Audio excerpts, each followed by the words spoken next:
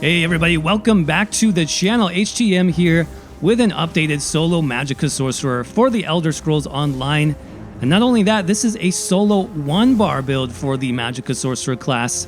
That's right, if you want something super easy to play with just a few active skills that can easily solo world bosses and dungeons, then this is the video for you. Of course, you can play the build with both bars, and I'll show you how to do that as well in this video. This is just a super easy to play and very effective build, and I think you'll enjoy it.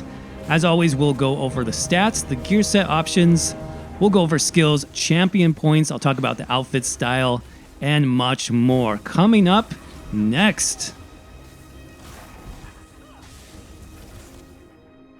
Alright everybody, here we are on the solo Mag Sorc PVE build. Solo 1-bar build, in fact. Just a very simple, easy to use build if you're looking for something effective where you can just use 1 bar, then this is definitely going to get the job done. And as well, I'll be showing you some options if you want to throw on the back bar just to increase the damage and overall make the build stronger. But this is very easy to use. If you're new to the game or if you're struggling with something, then this will get the job done very easily. Now, unlike my recent Magicka Dragon Knight 1-bar build, this is not going to be a meditate build. This is actually going to be a heavy attack build.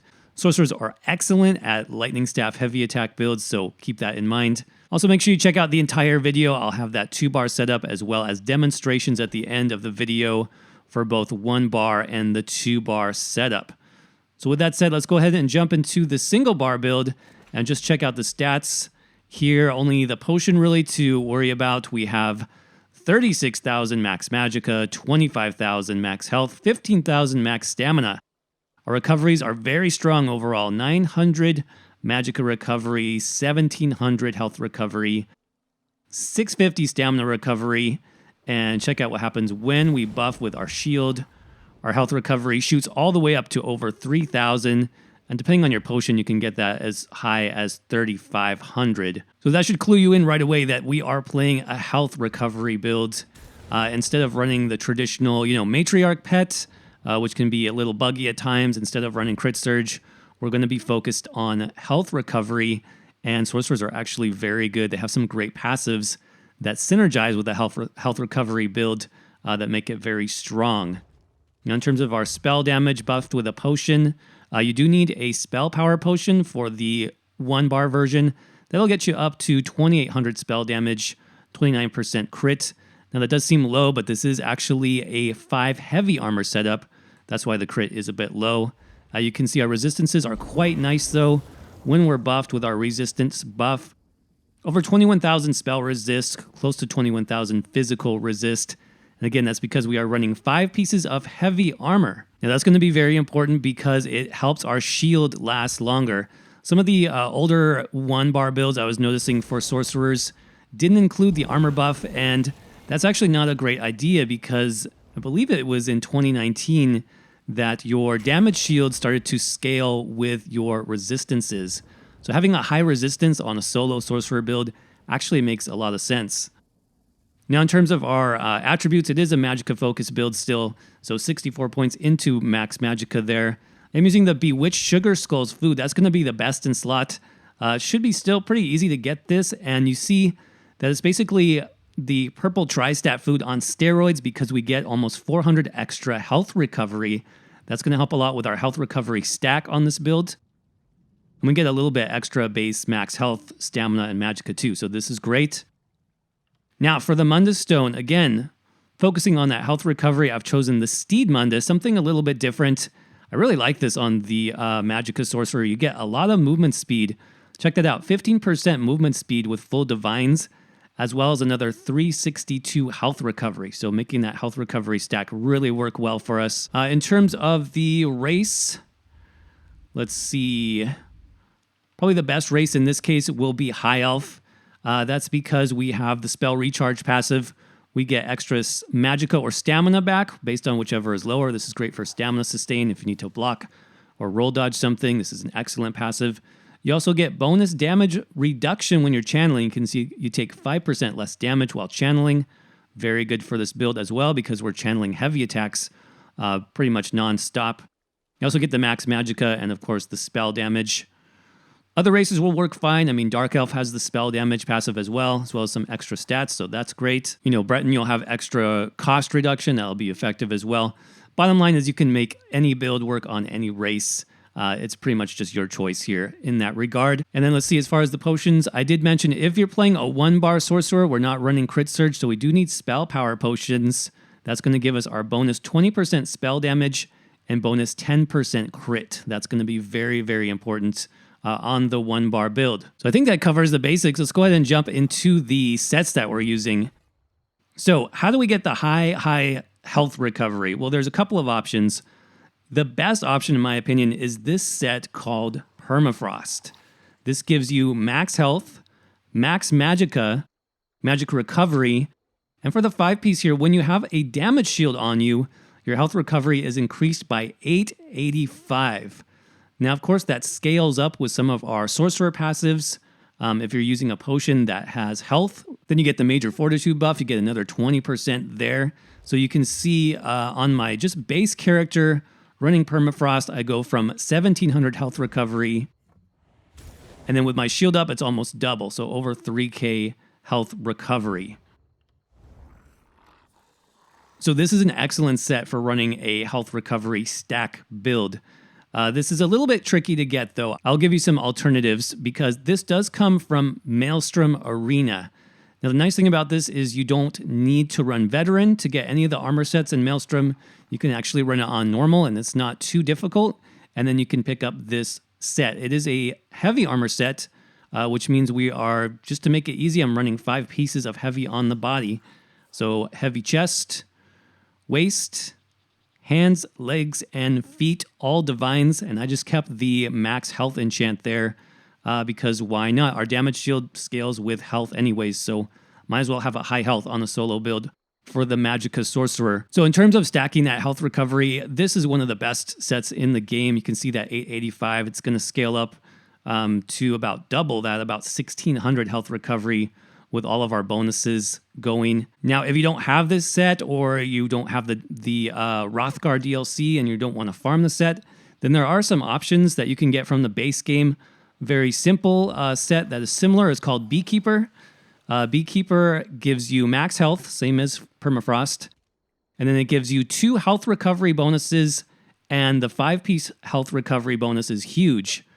So in terms of comparing these, you get a little bit over 650 health recovery compared to 885. So it's not quite as strong, but the health recovery is certainly there, and it is a base game set. So you can get this on Guild Traders, or you can just farm it yourself from delves and world bosses, and it'll be much simpler to get. So either way, you do want a heavy armor set with health recovery on your body. That's going to be the first 5-piece set. Now, in terms of the second 5-piece set, you really have some options here as well.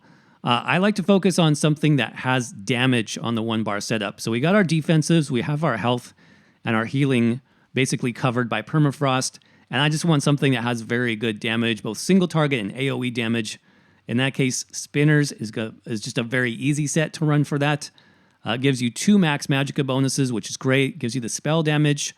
Gives you spell penetration. This basically makes all of your abilities, even your lightning staff heavy attack, hit harder. So this can apply to everything. So I've got the lightning staff on the front bar.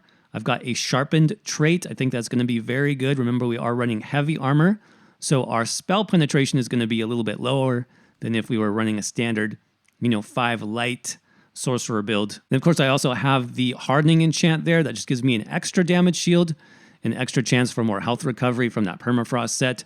You could also do a shock enchant if you want more damage. This is going to be the base set that I recommend for damage on this 1-bar build. So pick up the lightning staff, then pick up 3 pieces of jewelry, the spinner's neck, ring. In terms of the traits here, you can go with just the base arcane trait. That's going to be fine.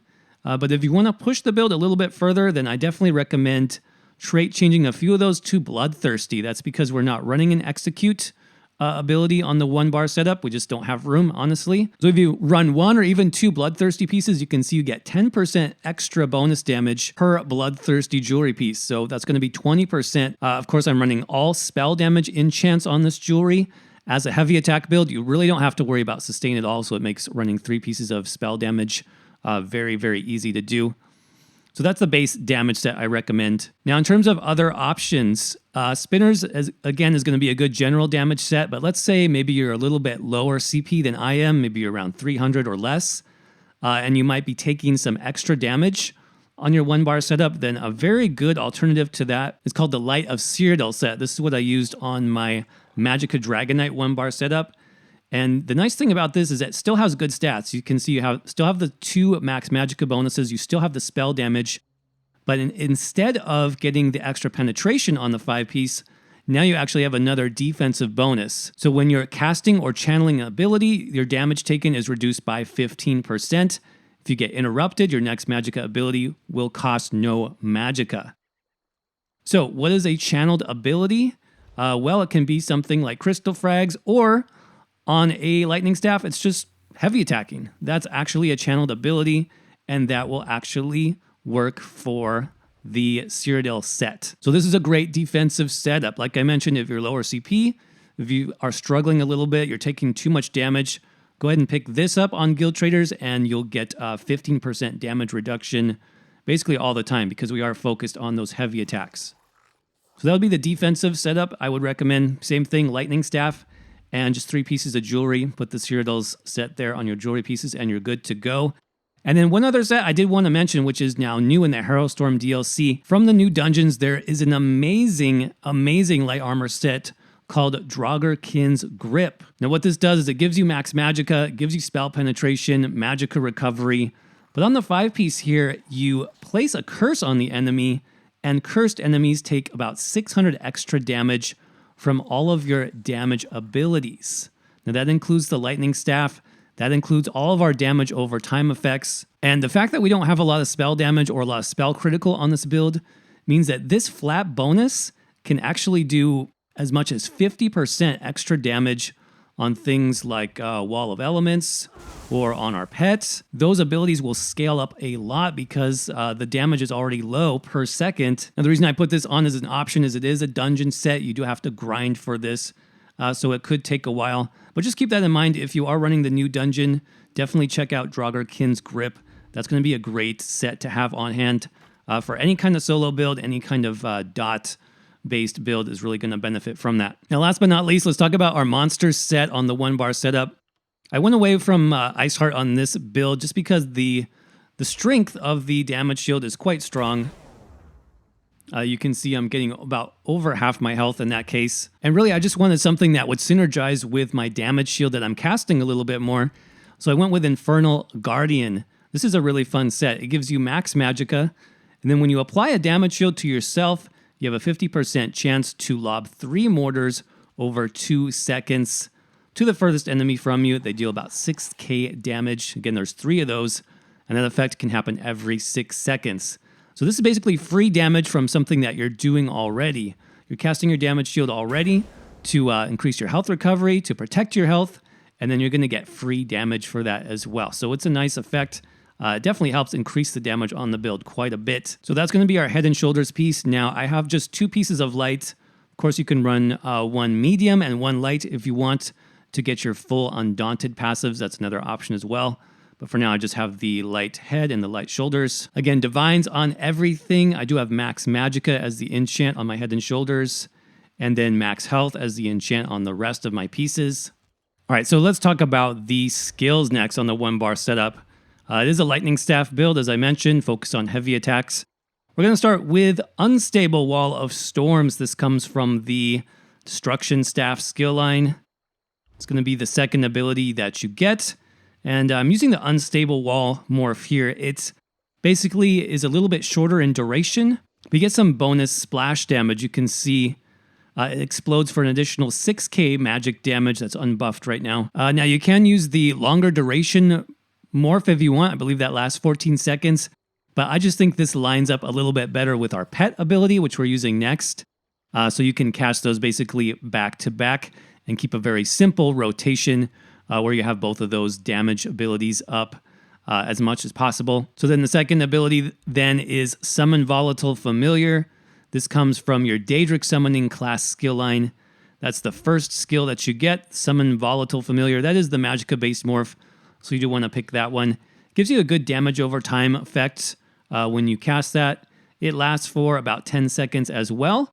And then it gives you a nice stun on the final pulse of that damage effect. So it's very good for like clearing dungeons, doing XP grinds and stuff like that. The stun is very nice to have. We also get extra health by the way having a pet active. That's another reason why a pet build is very good for soloing. You get an extra 8% health with a pet on your bar. We'll talk about that when we get to the passives. So then, of course, we have our damage shield, and this is such a key to the build. It does so much for us, right? This procs permafrost. It gives us that extra 1,600 health recovery, basically. This also procs Infernal Guardian, gives us that free damaging effect. And then it stops enemies from doing damage to us, basically. So it's really good. You definitely need this on your bar. You can see with a high health, heavy armor setup like this, the shield size is absolutely huge. 15k damage shield for 6 seconds. So that is really, really good. This also comes from DAEDRIC Summoning. That is the second to last ability that you get. Hardened Ward gives you the extra shield size, 60% versus 50%, so I do recommend this morph. Next ability, we got Boundless Storm. This does good shock AoE damage every 1 second, 23 seconds. It then gives us Major Resolve, so that gives us physical and spell resistance. Gives us a brief period of Major Expedition. Basically, you can move faster. And so I wanted to include this just to really increase the overall armor and kind of the tankiness of this build. I mentioned earlier that the way it used to be, damage shields didn't really take into account your overall armor value. So you could run, light armor and, tank a lot on your Mag Sorc. But now armor does factor into how much damage your damage shields actually absorb. So the higher you can get your armor, the better. That's why I decided to throw this on the 1-bar setup. That does come from Storm Calling. That's going to be the second ability that you get. Boundless Storm is the Magicka morph, so make sure you choose that one for this build. And then last but not least, just a little passive here. Passive slot from Bound Aegis. While slotted, you get Max Magicka increased by 8%, and you get Minor Resolve. That's some bonus physical and spell resistance. This is also from that DAEDRIC Summoning skill line. Bound Aegis is the last ability that you get. You do want this morph because it is the Magicka-based morph. Then finally, for the ultimate here, I just picked something that has a lot of burst potential. This would be good, for Maelstrom Arena if you need to burn down a boss, even world bosses. Thunderous Rage. This comes from the Destruction Staff skill line. Of course, you can run things, like Negate Magic is not bad. The Greater Storm Atronach can be good on some world bosses because of the longer duration. So you have some options there, but I just think in terms of like pure damage, if you need to kill something quick on your Mag Sorc, then use the Destro Staff Ultimate. That's going to be the way to go. And that's basically the 1-bar setup. So let me just demonstrate basically how simple it is. Got a world boss over here. Now in terms of buffs, obviously pop your potion. We talked about spell power potions being important with the 1-bar setup. And then you do have just that 1 armor buff. That does damage as well. So make sure you have that up. And then your abilities are super easy to time. You basically just time the pet and the unstable wall together and then just start heavy attacking. You can see I already procced Infernal Guardian. And once I start taking a little bit of damage like I am there, I'm going to go ahead and cast my damage shield. And you can see my health is basically back to full. Then I'm going to recast my damaging abilities and my armor. Heavy attack in between everything. You should be able to get about 2, maybe 3 heavy attacks in. And then as you start losing health, just pop that shield, and your health will start healing all the way back up to full. Keep the potion up. Keep your damaging effects up. My armor is about to drop off, so I'll go ahead and recast that. Use your ultimate as necessary. Shield. Damage effects. And that's basically it. That's the rotation. Super simple, super easy to do. So let me go ahead and get away from this guy.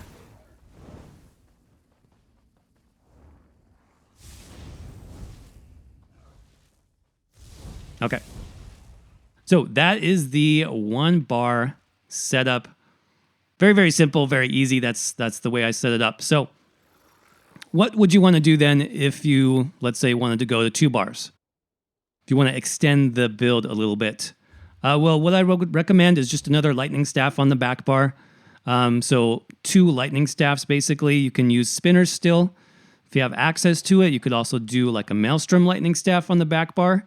That's going to give you some extra heavy attack damage, which is very, very nice. As far as the back bar trait, you want Infused with a weapon damage enchant. That's going to give you extra spell damage basically all the time. And that's really the only change you would need, just a back bar lightning staff with an infused trait. Now, of course, the skills will change slightly. You can run some extra abilities on your front bar for passives. So for example, I'm not going to use Wall of Elements on the front bar. I'm going to slot something just for more passive Magicka and more damage. Something like Inner Light will be very nice. I'm going to keep the pet there because the pet needs to be double barred. I'm going to keep my shield there. I'm going to move Boundless Storm to the back bar, so that gives me another free slot. And something that I like to use here would be either Structured Entropy for the heal, or you can use the other morph, which gives you Major Sorcery.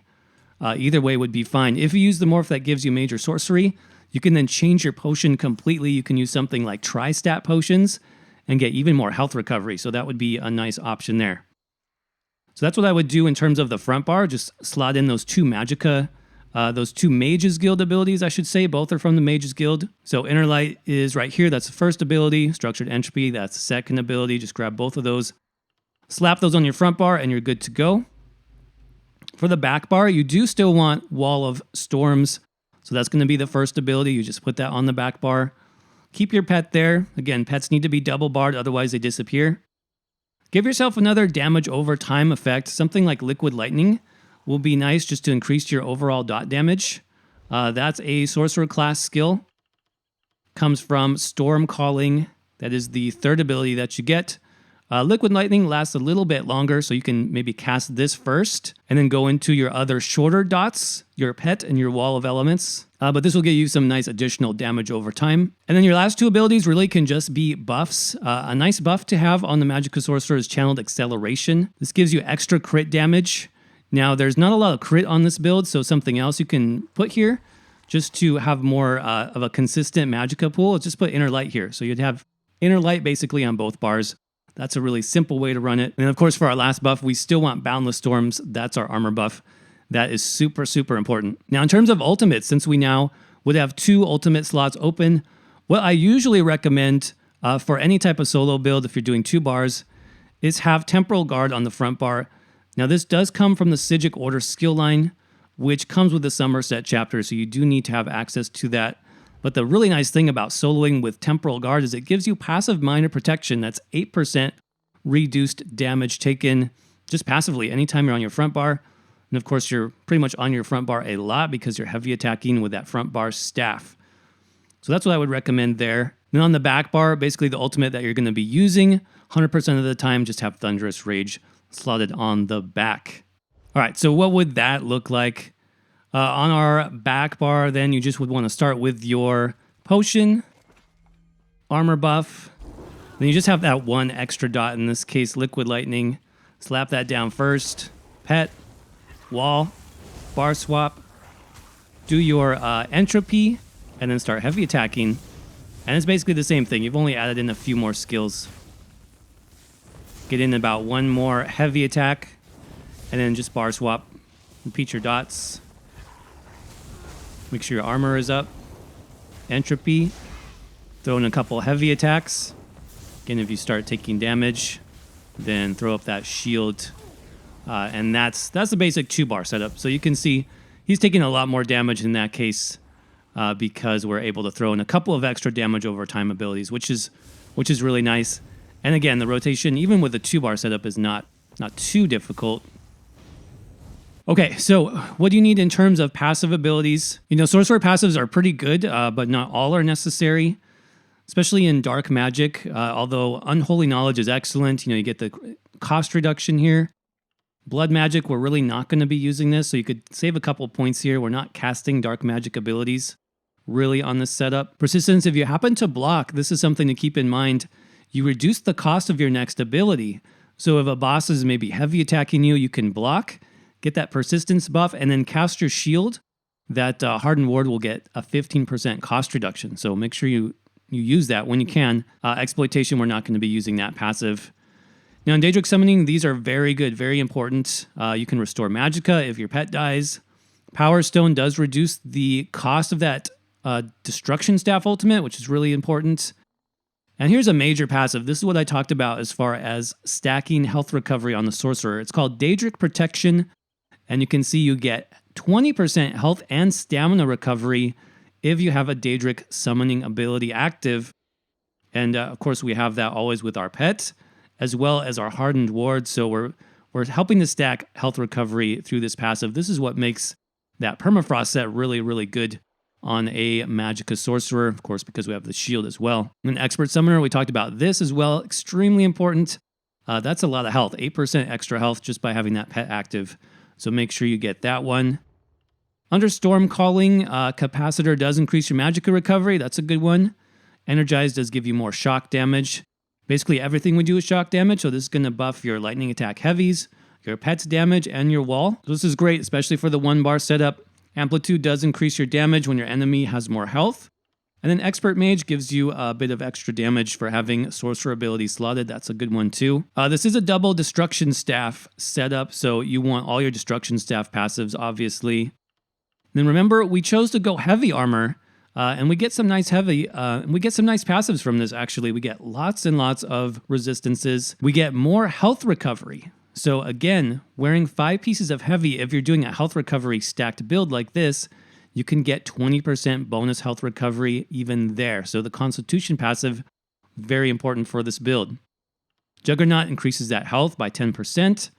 Revitalize gives us some extra heavy attack sustain, which is great. We don't have to run any recovery at all on this build. In Rapid Mending, we're really not healing ourselves. We're using health recovery, so that's not really needed.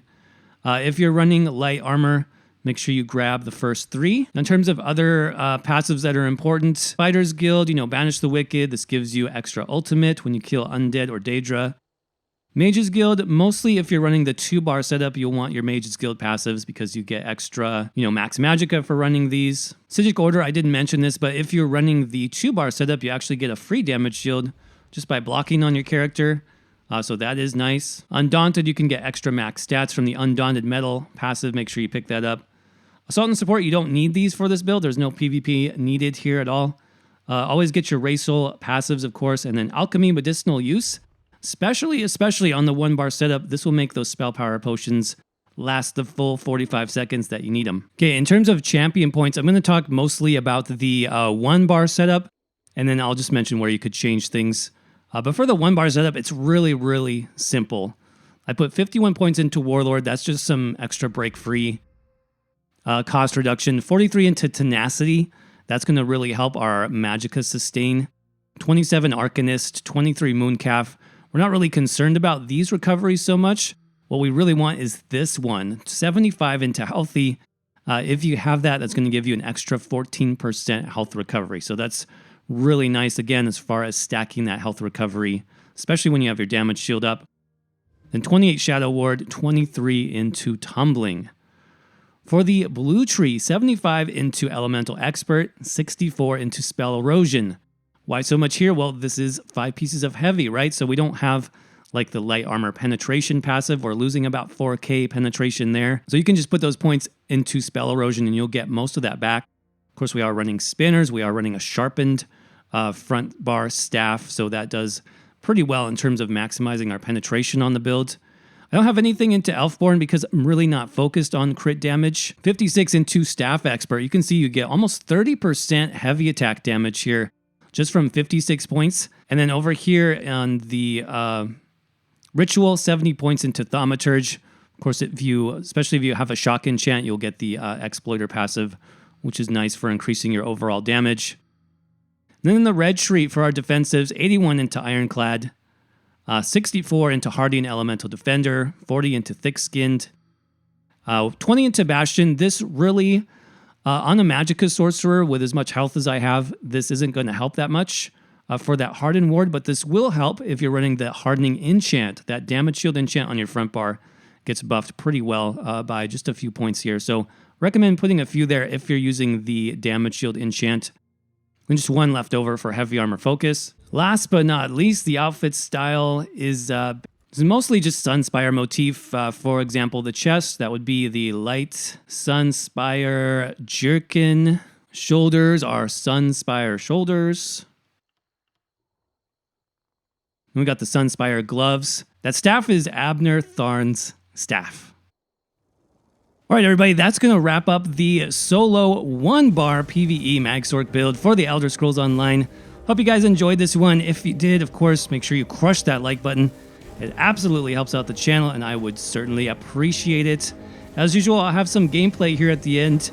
One fight here with just the 1-bar setup, and then I'll throw in an additional fight showing the 2-bar setup as well. So make sure you check those out to see how the build plays. If you're looking for other solo builds, even 1-bar builds, I do have quite a lot more builds on my channel at this point.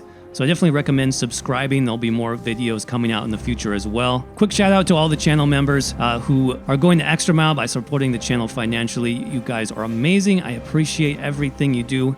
In the comments below, let me know what types of builds you'd like to see next. And until then, thank you so much. I will see you around in the next video.